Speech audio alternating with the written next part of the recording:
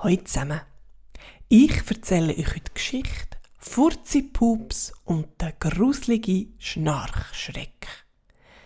Die Geschichte hat Kai Lüftner geschrieben und Wiebke Rauers gezeichnet.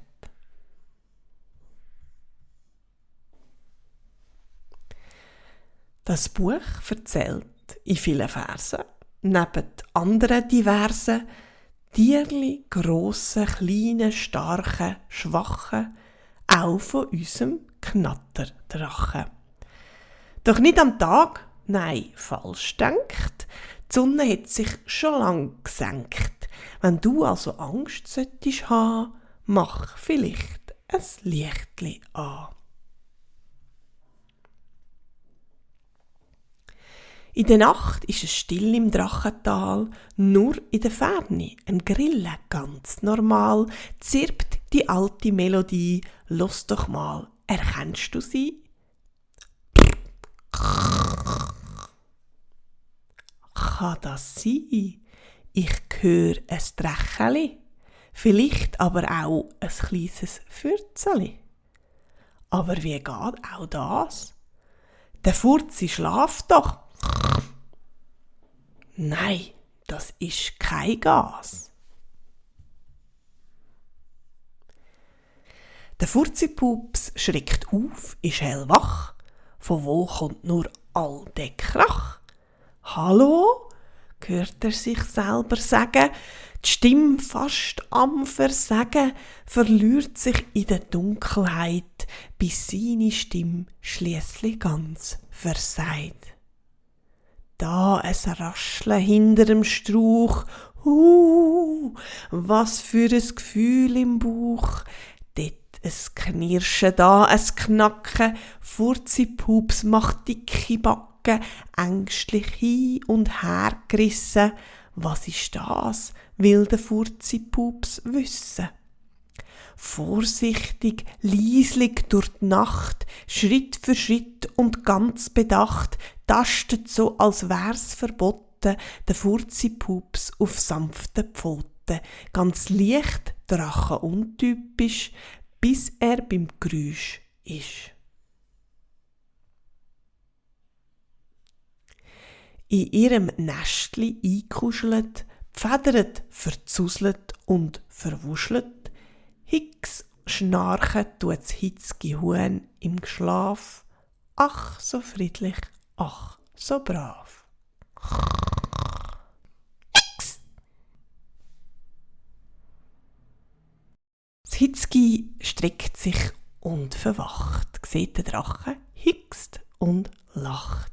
Furzi, Hicks, was machst du hier? Alles okay bei dir? Statt zu antworten, erschallt ein Getöse aus dem Wald. Brummen, knarzen, krächzen, stöhnen, poltern, rumpeln, lautes Dröhnen. Das Hitzki drängt sich angsterfüllt an Furzi, wo mutig brüllt. Zeig dich, Monster, oder was du bist!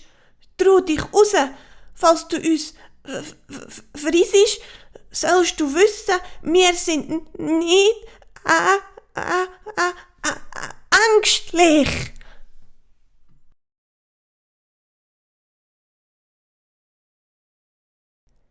Niemand kommt, nur Schattenspiele in der Dunkelheit und viele Grunzer, Schmatzer und ein Laut ist den beiden wohl vertraut. Vorsichtig, leislich durch die Nacht, Schritt für Schritt und ganz bedacht, tastet so, als wär's verboten, Furzi und Hitzki auf leislige Pfoten. Das Raubtier schleichen fast perfekt, bis das Geräusch ist entdeckt. Gut zu sehen im Schein der Flamme kann man es nicht nur erahnen. Görbs schnarcht der Gregi mehr, sein letztes Essen schon lang her. Morgen, Der Gregi geinet und lacht.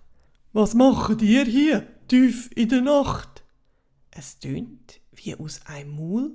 Ja, was denkst du? Bist du noch voll? Geisterstund, uns gruselt's Schamparfest. Angst, du meine keine hast? Gruseln? Lacht's Mammut laut.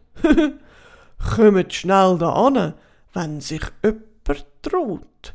Und dann husch hopp hopp ganz schnell hier unter mies Mammutfell.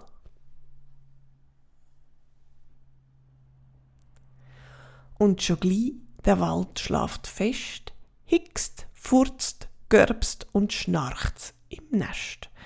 Aber plötzlich knall, bumm, krach, sind sie wieder alle wach. Furzi die Augen weit aufgerissen. Was ist das gsi? Möcht er wissen. Keine Antwort, nur ein Güchseln und ein allgemeines Achselzückeln.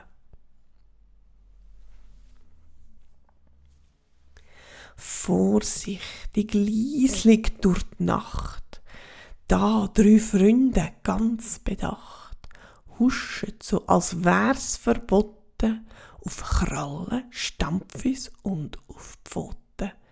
Über den Waldboden ganz weich, von da kommt's Geräusch beim Eich. Es kommt, tja, ich sag's jetzt mal, direkt aus dem Drachental.